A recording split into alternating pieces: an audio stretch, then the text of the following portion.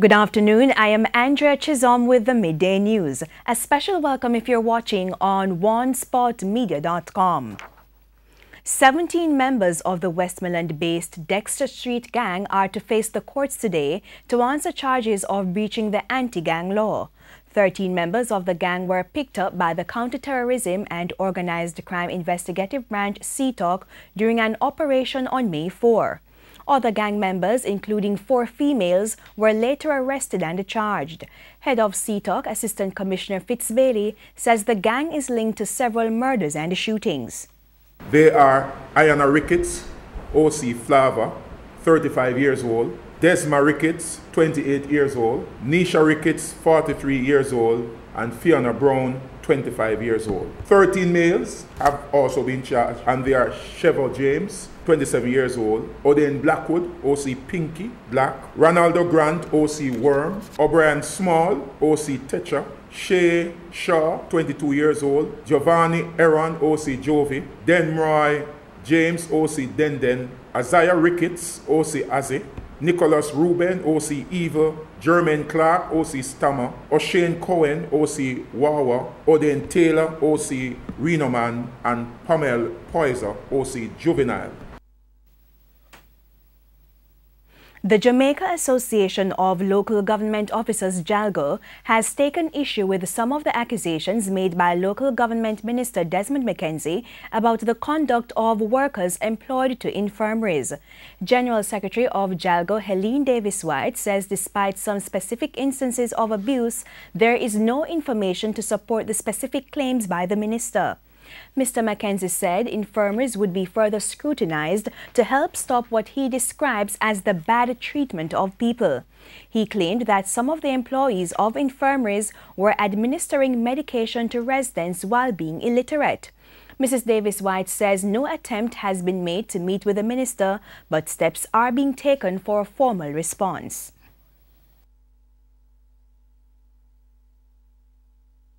No, we have not, because in fact it just recently came to our attention, so we have not yet thought. But one of the things that we had been doing is to collect the information as to where these instances may be, and based on what we have collected, we have no evidence of systemic abuse, and so we would now be in a position to write to the minister to, I think we are concerned and we would object to the generalized way in which the minister dealt with the issue.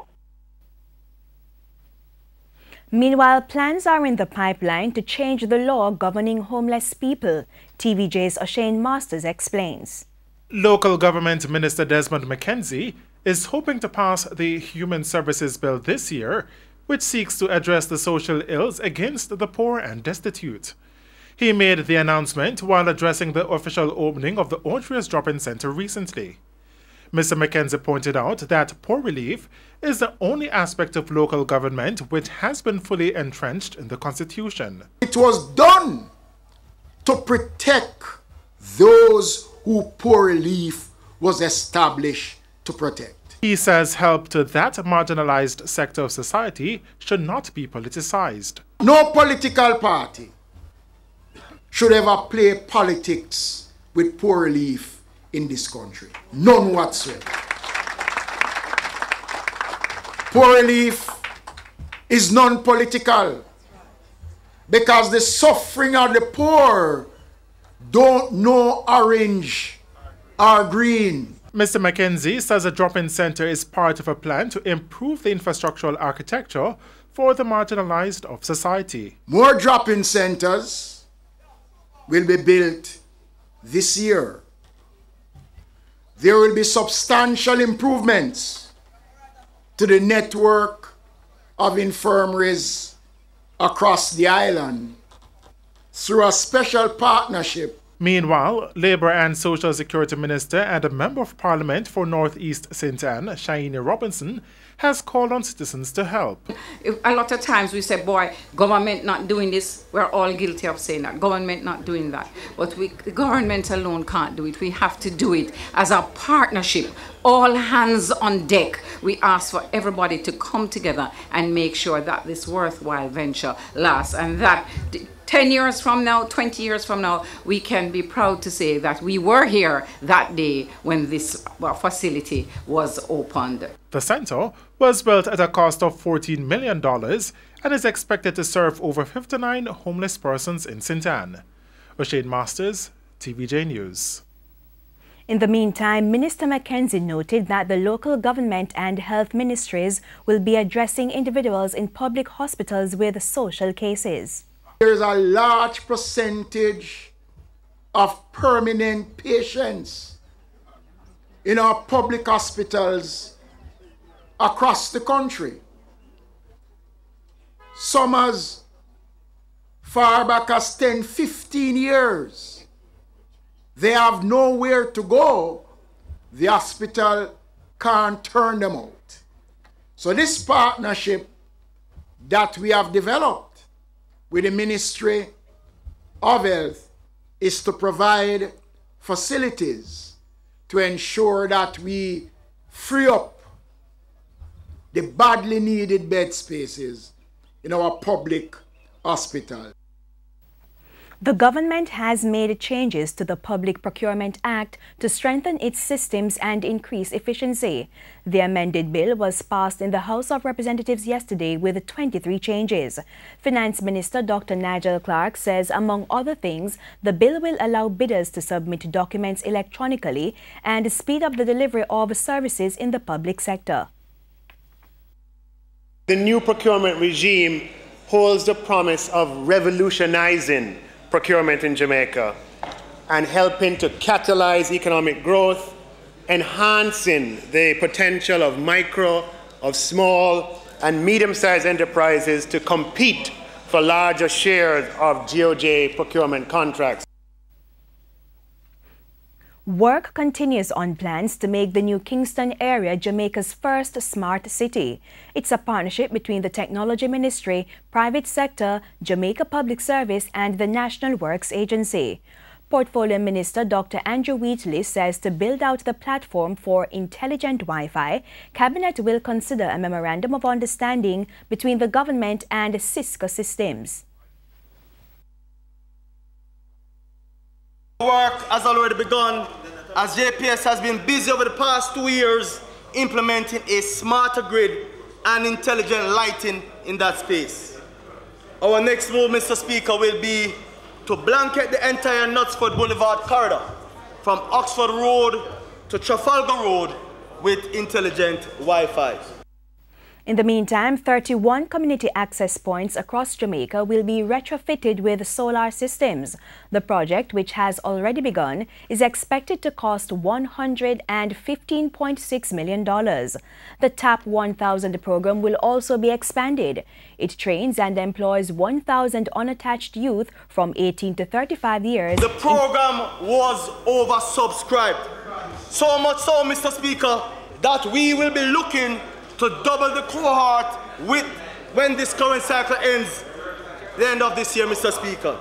In fact, Mr. Speaker, we'll have to change the name of the program from TAP 1000 to TAP 2000. And time now for a look at what's coming up in this evening's health report. In the next edition of the health report, we look at kidney cancer. Kidney tumor or kidney cancer is where the kidney in patients start to develop a mass that is growing out of keeping and out of the natural control of the body. That's the health report this evening in Primetime News. And now for today's Healthy Living tip. Although there is no proven way to completely prevent kidney cancer, you may be able to lower your risk by quit smoking, lower blood pressure, maintain a healthy body weight, and eat a diet high in fruits and vegetables and low in fat. And in sports, Jamaica's Shawn Johnson could be in for a nightmare in making his professional debut against Mexican-born Canadian Ricardo Salas in the 7th preliminary fight of the Ray and Nephew Contender Series. The fight is set for tonight at the Chinese Benevolent Association headquarters. Shawn Johnson, who will be making his professional debut against the talented and highly rated Mexican-born Canadian Ricardo Salas, could be a lamb to the slaughter come Wednesday. The 19-year-old Salas is the only boxer to have knocked out 2013 Contender Series welterweight champion Devon Moncrief in the first round, having done so in Canada last October.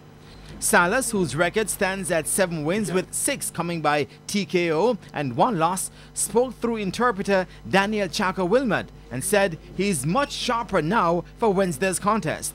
Preparación y voy a salir con la mano en alto arriba del ring. Yeah, he's going to show Jamaica, everything he can, and he hopes he's going to leave with his hands raised high. Johnson, whose amateur record stands at 9 wins and 6 losses, says he'll be creating one of the biggest upsets in the series. This is boxing, and in boxing, it's always unpredictable. You understand? I've been training, I'm in condition, and I'm up to par. And his trainer, Robert Napier, is even more confident than his boxer. Everybody keeps saying about the guy record and also his experience. This is boxing, and I train my boxer. He's physically prepared, and tomorrow night he's in for a fight. Salas tipped the scale at 144 pounds, 2 pounds lighter than Johnson. The Jamaican is 5 feet 11 inches in height, while Salas stands at 5 feet 7 inches. Hubo sparrings de todo tipo, entonces vengo preparado para lo que sea. He's saying that he prepared a lot in his sparring, and he's ready for anything. Jamaica is in search of win number 5, while the Canadians are hunting their 3rd victory. TVJ will have live coverage starting at 9:30 on Wednesday evening. Jermaine Brown reporting for TVJ Sports. And that's the midday news. I'm Andrea Chisholm. Join us at 7 for the primetime news package. On behalf of the news, sports and production teams, good afternoon.